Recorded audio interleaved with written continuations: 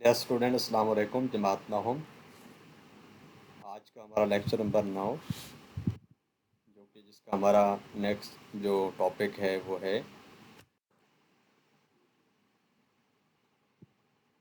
पाकिस्तान के कुदरती खित्ते, खसूसियात और मसाइल।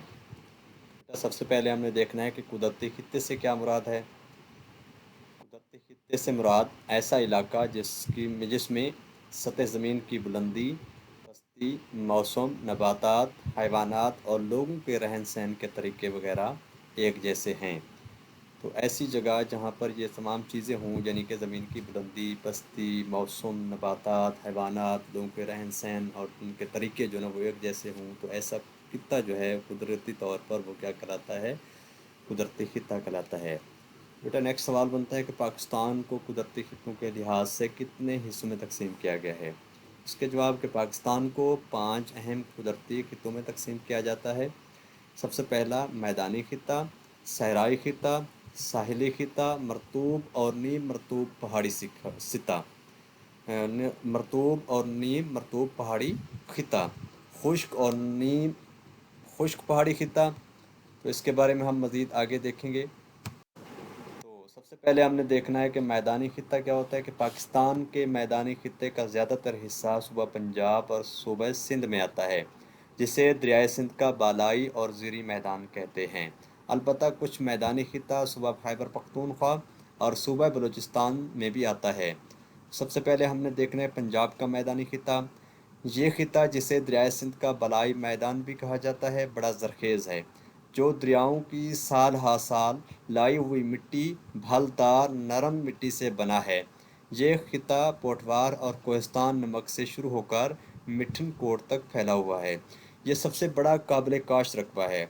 दो दरियाओं के दरमियान की ज़मीन को दो आब कहते हैं। बेटा ये इसको मैंने अंडरलाइन किया हुआ है, तो ये क्वेश्चन यानी कि एमसीक्यू के तौर पर या शॉर्ट क्वेश्चन के तौर पर आ सके कि दो आब से क्या मुराद है या दो दरियाओं के दरमियान की ज़मीन को क्या कहते हैं।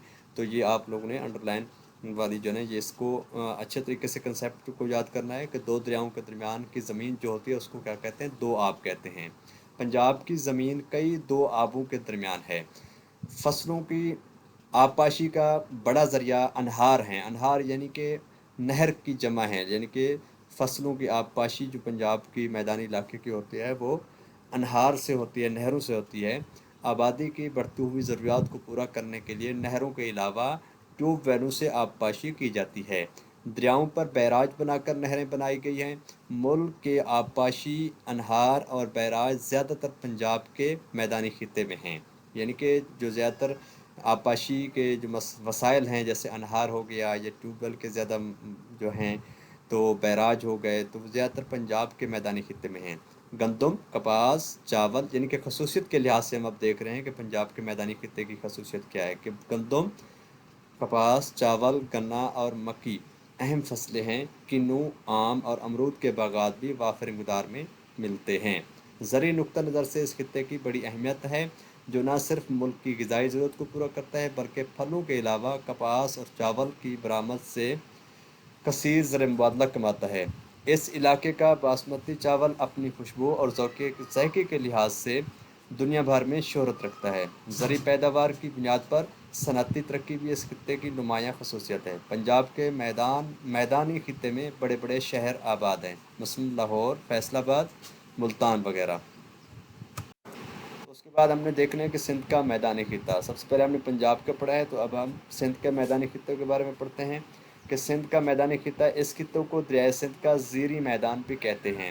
यानी कि कोट मिठन के नीचे से जो इलाका आगे जाकर सिंध के अंदर जो शुरू होता है वो दरियाए सिंध का ज़ीरी मैदान कहलाता है। बालाई मैदान की तरह ये खित्ता भी बहुत ज़रखेज़ है, यानी कि जो ज़रखेज़ खित्ता बालाई मैदान यानी पंजाब के एरिए में है, इसी तरह जो सिंध का ज़ीरी मैदान है दरिया सिंध का, वो खित्ता भी क्या है, बहुत ज़रखेज़ है। इसके मशरक़ में सहराए थर है। ज़्यादातर आबपाशी अनहार से की जाती है, लेकिन फसलों के लिए पानी की कमी को ट्यूबवेलों से भी पूरा किया जाता है। सक्खर बैराज यहाँ का सबसे बड़ा बैराज है। दो बैराजों गुद्दू और कोटरी से भी नहरें निकाली गई हैं।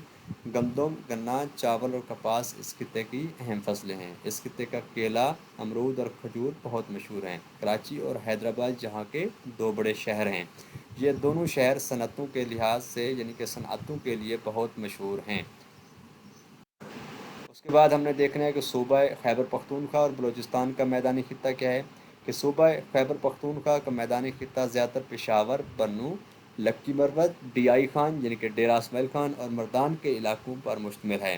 پشاور کے میدانی خطے کو وارسک ڈیم سے نہریں نکال کر سیراب کیا گیا ہے، یعنی کہ وارسک ڈیم جو ہے پاکستان کا، اسی سے نہریں نکال کر اس خطے کو کیا کیا گیا ہے، سیراب کیا گیا ہے۔ مردان کے خطے کو دریائے سندھ سے نکلنے والی پہور ہائی لیول کینال اور بنوں و لکی مروت کے علاقے کو دریائے کرم سے نکالی جانے والی نہر سیراب کرتی ہے، جبکہ ڈی آئی خان یعنی کہ ڈیرہ اسماعیل خان کو چشمہ رائٹ بینک کینال سیراب کرتی ہے۔